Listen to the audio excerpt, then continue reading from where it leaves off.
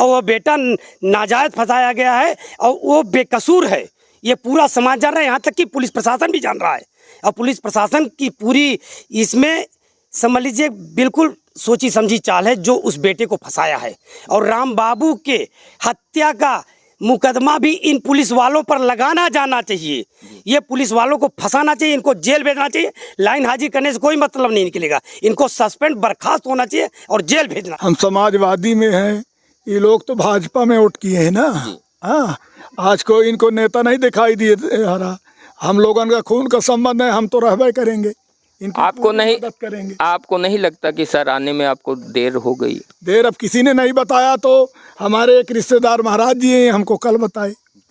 हमारे रिश्तेदार बगल में बैठे। उत्तर प्रदेश की पुलिस अपराध देखकर कार्रवाई नहीं करती बल्कि जाति देखकर कार्रवाई करती है। और यदि आप भूल से भी ब्राह्मण हैं तो 100% आपके विरुद्ध कार्रवाई की जाएगी, मामला चाहे फर्जी ही क्यों ना हो।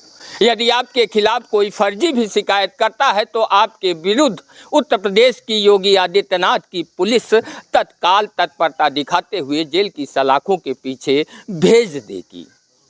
उत्तर प्रदेश के कौशाम्बी जनपद में एक दिल को दहला देने वाली घटना घटित हुई है।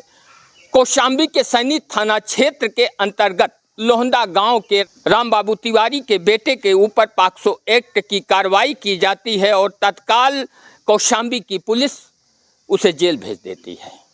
बेटे को बेगुनाह साबित करने के लिए राम बाबू तिवारी भारतीय जनता पार्टी के नेताओं के साथ साथ पुलिस के आला अधिकारियों की चौखट पर दर दर फरियाद करते रहे, लेकिन उनकी बात को सुनने वाला कोई नहीं था। एक जवान बेटा फर्जी मुकदमे में जेल जाता है, जिस तरह से सामाजिक प्रताड़ना मिलती है उससे आहत होकर आखिरकार राम बाबू तिवारी अपनी जीवन लीला को समाप्त करने का निर्णय लेते हैं और अंततः जहर खा लेते हैं। जहर खाने के बाद उनकी मौत हो जाती है और फिर उनकी लाश को पोस्टमार्टम हाउस ले जाया जाता है। उसके बाद पोस्टमार्टम किया जाता है। पोस्टमार्टम करने के बाद पुलिस राम बाबू तिवारी के शव को उनके परिजनों को सौंप देती है। परिजन नेशनल हाईवे संख्या 2 पे राम बाबू तिवारी जो कि स्वर्गीय हो चुके थे, उनके शव को रखकर मांग कर रहे थे कि जो राम बाबू तिवारी का बेटा है उसे बाहर लाया जाए, पिता का अंतिम दर्शन कर ले।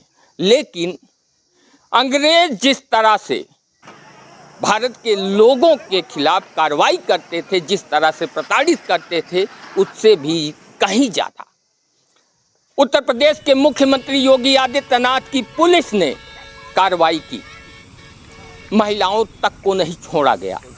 ब्राह्मण जो राम बाबू तिवारी के परिवार के साथ खड़े थे उनको लाठी डंडों से पीटा गया।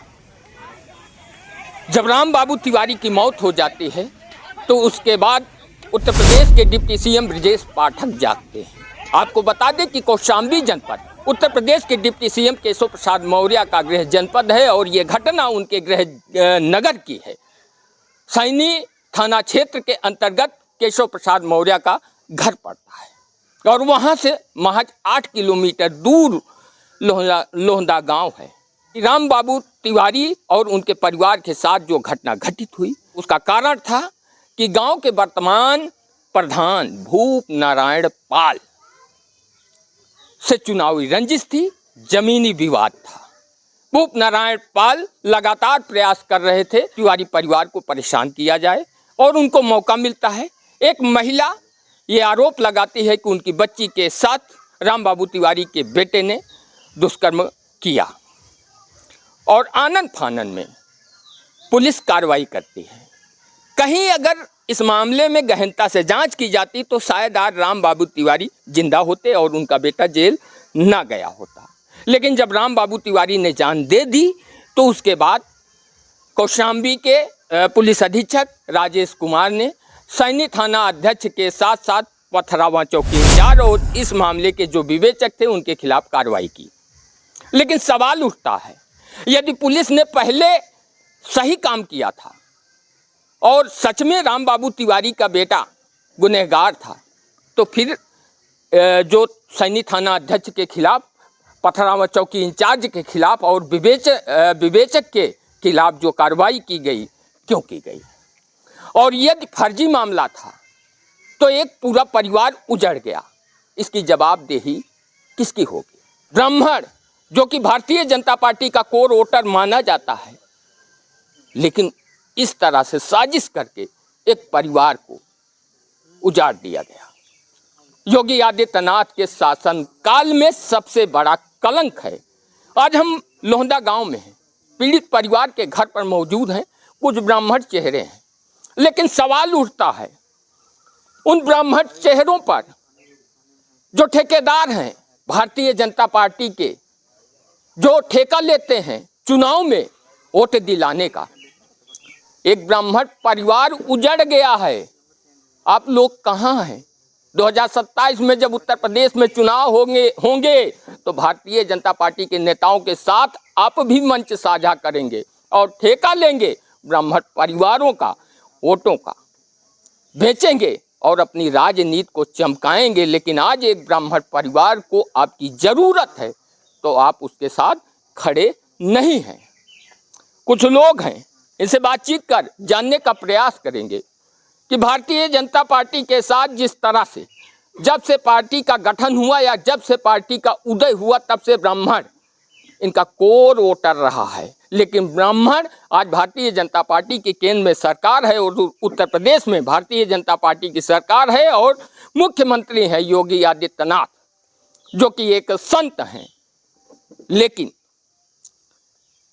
कहने में भी शर्म आ रही है कि ब्राह्मण, अगर सबसे ज़्यादा ब्राह्मणों का उत्पीड़न हुआ है तो उत्तर प्रदेश के मुख्यमंत्री योगी आदित्यनाथ के राज में। सर क्या नाम है? अरविंद तिवारी। जिस तरह से घटना हुई है क्या कहना चाहेंगे? गलत है, इस तरह कार्रवाई नहीं करनी चाहिए। ये तो बिल्कुल बाकायदा एक जाति को टारगेट करके काम किया जा रहा है और पुलिस ने जो भी इस तरह का मामला किया है ये पुलिस की गलत है। और अगर पुलिस ने गलत नहीं किया होता तो बाद में जो इंस्पेक्टर को सस्पेंड किया गया है एसपी द्वारा वो नहीं होता। इसका मतलब पुलिस भी ये मान रही कि घटना गलत की गई। लेकिन एक तो परिवार उजड़ गया, इस पर आप लोग क्या कहेंगे? राम बाबू तिवारी जी की मौत हो चुकी है, बेटा जेल में है, एक कलंक लगा, क्या वो कलंक धुलेगा? देखिए ये कलंक तो ऐसा है कि धुलने वाली बात तो है नहीं। और सबसे बड़ी चीज़ है कि जो कार्रवाई जो की गई है कि किसी मुकदमे का गलत प्रयोग करके किसी मतलब निर्दोष आदमी को फंसा देना, ये अपने आप में एक बहुत बड़ी विडंबना है जिससे हमें बाहर निकलने की ज़रूरत है। आज एक राम बाबू गए हैं, कल और 4 राम बाबू का भी नंबर आएगा। इसके लिए विकल्प खोजने की ज़रूरत है। सरकार को भी ये समझना होगा कि ये जो चल रहा है ये गलत है और इसका उपाय ढूंढने की ज़रूरत है। समाज नहीं तो आज जो हुआ है यह घटना फिर होगी, उससे बाहर निकलने की ज़रूरत है। ब्राह्मण नेताओं के विषय में क्या कहेंगे जो बड़े बड़े टीके लगा के भारतीय जनता पार्टी के मंच पर चुनाव के दौरान ठेका लेते हैं ब्राह्मण वोटों का, सौदा करते हैं ब्राह्मण वोटों का और अपनी राजनीति और साथ साथ अपनी तिजोरी भी भरते हैं? देखिए समय आ चुका है, अब सबको अपने साथ खड़ा होना पड़ेगा। हमने देखा कल सोशल मीडिया पे दूर दूर मतलब ऐसी जगह पे लोग फेवर कर रहे हैं पाल समाज के लोगों का और अपने अपने लोगों का अलग अलग। यह बहुत गलत है। अगर हमारे समाज के लोग नहीं आ रहे हैं तो अब समझ लीजिए आपको 27 में और आगे कोई बचाने वाला नहीं है। अब आप खत्म होने के कगार पे पहुंच चुके हैं और ये स्थिति हो जाएगी तो बहुत ही दुखद है समाज के लिए। ब्राह्मण वैसे भी अनाथ माना जाता है, ब्राह्मण के ऊपर कार्रवाई करना या ब्राह्मण को फंसाना बहुत आसान होता है। आप बताइए ना, ठेका तो लेते हैं सभी चुनाव में, लेकिन कभी ब्राह्मण के साथ घटना होती है तो कितने लोग खड़े होते हैं? देखिए अनाथ तो नहीं है, बिखरा हुआ है और अगर अब नहीं चेता तो आने वाला भविष्य और समय इतना खराब आने वाला है। अब समय है, ये घटना हम लोगों के लिए एक बहुत बड़ा सबक है। अगर इससे सीख लिए तो अपने भविष्य में आने वाली पीढ़ी को बचा ले जाएंगे और नहीं सीखे तो आने वाली पीढ़ी को इसी तरह मजबूर होना पड़ेगा। अब समय है सबको एक साथ आने का और अपने समाज के लिए एक साथ खड़े होकर लड़ने का। महाराज जी क्या कहना चाहेंगे? जिस तरह से यहाँ पे कौशाम्बी के लोहंदा गांव में घटना हुई है, आप भी आज घटनास्थल पर मौजूद हैं, गांव में पीड़ित परिवार से मिलने आए हैं, क्या कहना चाहेंगे? हम क्या कहना चाहते हैं, पीड़ित परिवार से मिलकर के हमें बड़ा दुख हुआ है, लेकिन ऐसे ही जिस के लिए हम हर पल हर घड़ी भाजपा परिवार के लिए लगे रहते हैं, अब हमें बड़ा दुख है कि वो परिवार इस परिवार की कोई भी मदद करने के लिए तैयार नहीं है। अगर ऐसे ही समय आता रहेगा तो हम सब लोग बिखर जाएंगे, अनाथ होकर के टूट जाएंगे। ये नाराजगी कितने दिन तक रहेगी? ये नाराजगी आजीवन रहेगी। जो समस्या हमारे जीवन में ऐसी रहेगी तो हम प्रसन्न कहीं हो ही नहीं सकते हैं। भाई साहब आपका नाम? मैं मनोज दुबे, राष्ट्रीय सनातन सेना राष्ट्रीय अध्यक्ष। तमाम इस तरह के संगठन हैं, लेकिन जरूरत पड़ने पे कितने संगठन खड़े होते हैं, या फिर फेसबुक व्हाट्सएप पे केवल जो है चेहरा चमकाने की राजनीति की जाती है? नहीं, फेसबुक के माध्यम से चेहरा चमकाने की बात नहीं होती। मैं राष्ट्रीय सनातन सेना को अगर लेके सर क्षमा चाहूंगा, हमारे शब्द यदि आपको कहीं से भी गलत लग रहे हो तो हम माफी चाहते हैं, लेकिन सत्य यही है सत्य यही है कि जो घटनाएं घटित हो रही हैं, आपकी बात बुरी नहीं लग रही है, लेकिन रही बात, हम राष्ट्रीय सनातन सेना के माध्यम से पूरे समाज को जोड़ने का कार्य कर रहे हैं। चाहे वह अधिवक्ता समाज हो, चाहे ब्राह्मण समाज हो, चाहे क्षत्रिय समाज हो, चाहे शूद्र और वैश्य हो। लेकिन आज जो लोहदा गांव में यह घटना घटी है, राम बाबू तिवारी का परिवार बिखर गया है, इसमें जिम्मेदार ब्राह्मण परिवार है, ब्राह्मण नेता हैं, जो ब्राह्मणों को बना करके पद पर सांसद विधायक बनाकर हम लोगों ने शासन सत्ता तक भेजा है। उन लोगों को यहाँ आना चाहिए। और मैं चाहूँगा, संत का और ब्राह्मण का साथ सर्वदा रहा है और हमेशा से रहा है, ये हम लोग जानते रहे। लेकिन यहाँ योगी आदित्यनाथ को ये लेना होगा संज्ञान में और लोहदा गाँव में आना होगा और राम बाबू तिवारी के परिवार को संरक्षण देना होगा, सुरक्षा देना होगा और पूरा का पूरा मुआवजा देना होगा और उनके बेटे को बाहर निकाल करके उनको सरकारी नौकरी देना होगा। ये हम लोगों की मांग है। ये कौशाम्बी जनपद के सहित साथ साथ पूरे प्रदेश के ब्राह्मणों की मांग है, ये मैं चाहूँगा। और वह बेटा नाजायज फंसाया गया है और वो बेकसूर है, ये पूरा समाज जान रहा है, यहाँ तक कि पुलिस प्रशासन भी जान रहा है। और पुलिस प्रशासन की पूरी इसमें समझ लीजिए बिल्कुल सोची समझी चाल है जो उस बेटे को फंसाया है। और राम बाबू के हत्या का मुकदमा भी इन पुलिस वालों पर लगाना जाना चाहिए। ये पुलिस वालों को फंसाना चाहिए, इनको जेल भेजना चाहिए। लाइन हाजिर करने से कोई मतलब नहीं निकलेगा, इनको सस्पेंड बर्खास्त होना चाहिए और जेल भेजना चाहिए। ये मामले को बैलेंस बनाने की कोशिश की जा रही है, लाइन हाजिर कहीं ना कहीं ये मामले को बैलेंस किया जा रहा है। बिल्कुल कोशिश की जा रही है, यह सर्वथा गलत होगा। इसको इसीलिए कह रहा हूँ कि माननीय योगी आदित्यनाथ को इसको अपने संज्ञान में लेना होगा और लोहदा गाँव में आना होगा। अगर और कहीं जा सकते हैं, किसी समाज की हत्या होती है, किसी समाज के साथ दुर्घटना होती है, वहाँ योगी आदित्यनाथ जा सकते हैं, तो लोहदा गांव भी आना होगा उनको। भूप नारायण पाल जो प्रधान है, उनके ऊपर पुलिस ने इनाम रख दिया है। जी हाँ, लेकिन यही पुलिस सक्रिय होती है और ईमानदारी से जांच की जाती तो इतनी बड़ी घटना नहीं होती। बिल्कुल आपका कहना सत्य है। अगर भूप नारायण को रातों रात फंसाया जाता है और पुराने मुकदमे को उछाला जाता है, तभी तक भूप नारायण पाल बाहर क्यों थे?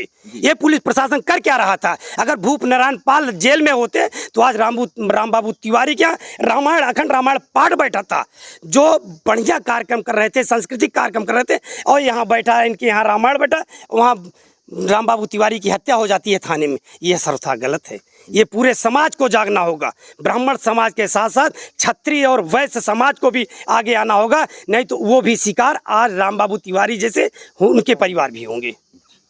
आप देख सकते हैं तमाम ब्राह्मण समाज के लोग यहाँ पर इकट्ठे हैं और पीड़ित परिवार से मिलने आए हैं। हमारे साथ है समाजवादी पार्टी के नेता बालम महाराज जी।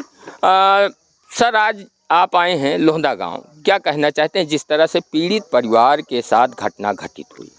अब हम लोगों को कहीं से कहीं रिश्तेदारी है जी, हमारा परिवार है, हम समाजवादी में हैं, ये लोग तो भाजपा में वोट किए हैं ना। हाँ, आज को इनको नेता नहीं दिखाई दिए हरा, हम लोगों का खून का संबंध है, हम तो रहबे करेंगे, आपको नहीं मदद करेंगे। आपको नहीं लगता कि सर आने में आपको देर हो गई? देर अब किसी ने नहीं बताया, तो हमारे एक रिश्तेदार महाराज जी हैं, हमको कल बताए, हमारे रिश्तेदार बगल में बैठे ही। क्या लगता है कि अगर राम बाबू तिवारी के बेटे को अगर निर्दोष भी साबित हो गए वो, तो राम बाबू तिवारी की तो जान चली गई है। अब जो विधि का विधान है उसको कोई रोक न पाई, ये तो भगवान की लीला है। आप देख सकते हैं पीड़ित परिवार के साथ समाज के लोग खड़े हैं, लेकिन सवाल ये उठता है कि सत्ता पक्ष का कोई नेता पीड़ित परिवार से मिलने की जहमत नहीं उठाई है। उत्तर प्रदेश के डिप्टी सीएम ब्रजेश पाठक जी ने एक ट्वीट जरूर कर दिया, लेकिन 2024 में जब लोकसभा के चुनाव हो रहे थे तो यही ब्रजेश पाठक जी कौशाम्बी के ओसा चौराहे पे मंच पर ब्राह्मणों को संबोधित कर रहे थे और ब्राह्मणों से वोट की अपील कर रहे थे। लेकिन आज एक ब्राह्मण की जान चली गई, एक ब्राह्मण परिवार उजड़ गया। ब्रजेश पाठक जी के पास समय नहीं है इस परिवार से मिलने के लिए, और साथ ही साथ सत्ता पक्ष से जुड़े तमाम ब्राह्मण संगठन कहाँ हैं? 27 में वोट मांगेंगे, ब्राह्मणों के वोटों का सौदा होगा, लेकिन जब आज पीड़ित परिवार को उनकी आवश्यकता है तो वो गायब है। आप लोग क्या सोचते हैं? लोहंदा गांव में जिस तरह से घटना घटित हुई, एक ब्राह्मण परिवार के साथ फर्जी मुकदमे में फंसाया गया, बेटे को जेल भेजा गया और बेटे को निर्दोष साबित करने के लिए पीड़ित पिता अधिकारियों की चौखट पर फरियाद कर रहे थे, लेकिन जब किसी ने नहीं सुनी तो अंततः उन्होंने जहर खाकर जान देने निर्णय लिया और अंततः जान दे भी दी। अपनी राय कमेंट बॉक्स में कमेंट कर ज़रूर बताएं।